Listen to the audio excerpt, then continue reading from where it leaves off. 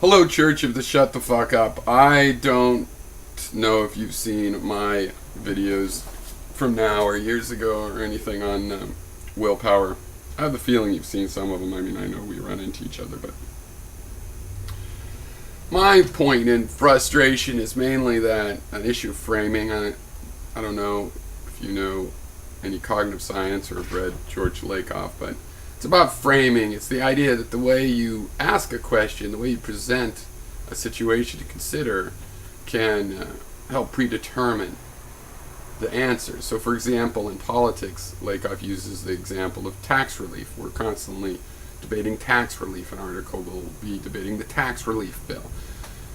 The word relief brings in the idea that the tax is a malady. It presupposes, sets things up, kind of deterministically, influentially.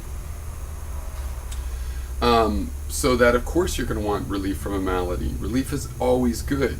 So what's bad is if you apply this model of relief, you could think of, well, what if we had poverty relief? Should we have poverty relief? Should we have war relief? The homeless,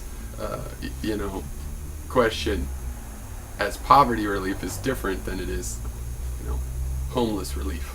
Where you're going to relieve the town from homeless or something. Well, free will, the framing of free brings in all kinds of crazy stuff. I mean, there is no such thing as something that's actually free. It's just kind of a direction we use for relatively more degrees of freedom or less. Nothing's ever absolutely free. Nothing's ever absolutely, smooth. If you look in a microscope at some level, you're going to see that it's made of these discrete bits. It's not smooth. It's a bunch of magnets stuck together, right? So free is like that. So we keep answering the same questions over and over, and I say we should be talking about willpower. And this gets into the issue of the infinite regress. Well, what thing is doing this? If something is the conscious mind and it's doing something to the body, there's an infinite regress.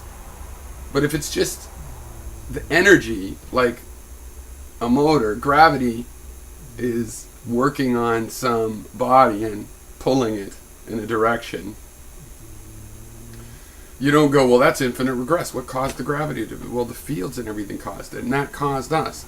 And perhaps what's uncomfortable is the idea that, for there to be will, for us to be thinking, it means that the universe can think, because we're a bit of the universe and it's thinking with us. And it's like, well, does the universe have one coherent thought?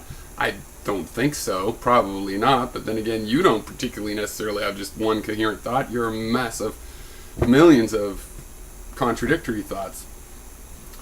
The QM randomness thing drives me nuts because you guys, you're just victims of popular science press, I think, because this, it's so weird part of quantum mechanics that we always talk about. Well, the daily use of quantum mechanics in physics and engineering is to explain chemical reactions.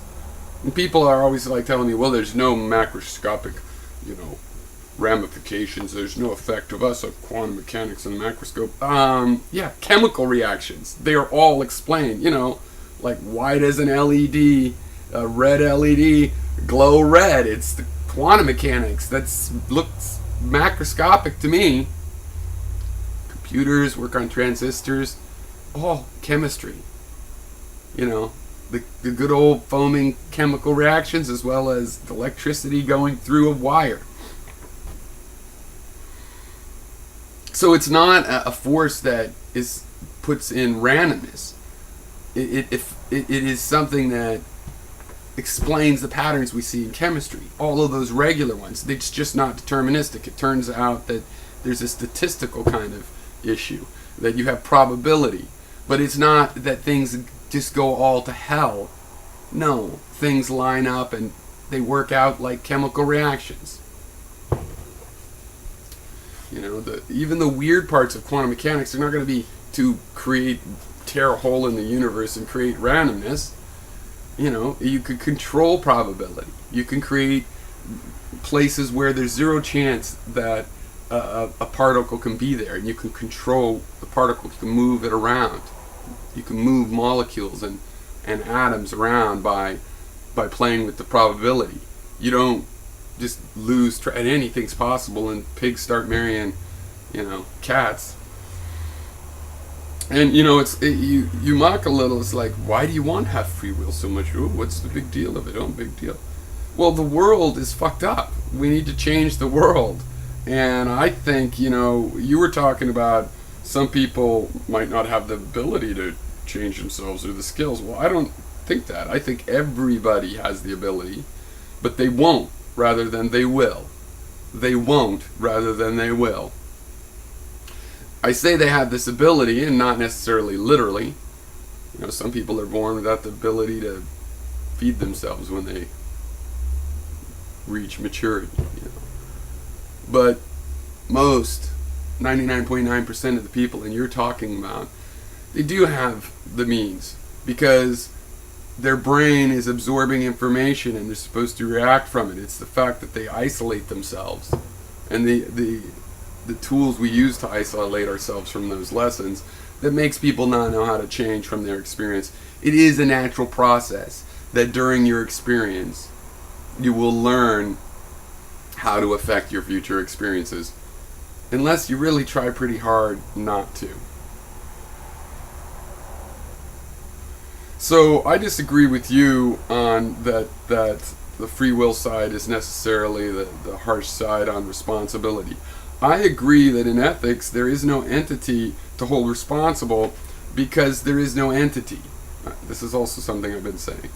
There are no entities. We have these systems, and the parts of the system, those are also not entities. Those are also systems and subsystems, right? If you were going to say that that entity was responsible, I would have to say, well, you mean the liver and the heart and all the cells were responsible, and where would the responsibility stop? Well, nowhere, but that's because of the incoherence of objective reason, where we model everything as an entity. When there are no entities, everything breaks down, everything can be broken down. No features are inherent, no properties exist as inherent in an entity, because that entity is really a system, and its so-called properties are really behaviors of the system. So what you end up doing, though, is not saying nobody's responsible, but you have to change the word responsible to a meaning it already has. Like when a tiger kills a child, it is held responsible and it will be put down. Or a dog. Is it morally responsible? No, and I agree with you. We don't need to make a morally responsible thing. But you talk about what we have to do, and yes, I do think you're invoking will, and this is one of the problems, is that you have no way to speak about your system. You're saying this is a good system because it'll motivate us better. And it's like, what's motivation to a river running downhill? What role could motivation play?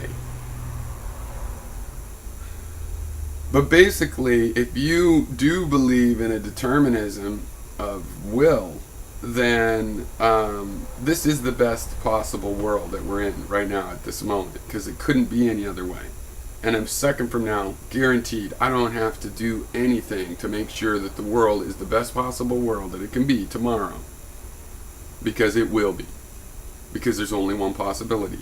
And so that's what it's going to be, and that's going to be the best and the worst and the everythingest. Right? So, how is that motivating changing it? And I think a revealing thing I've been trying to say is just how third person this is.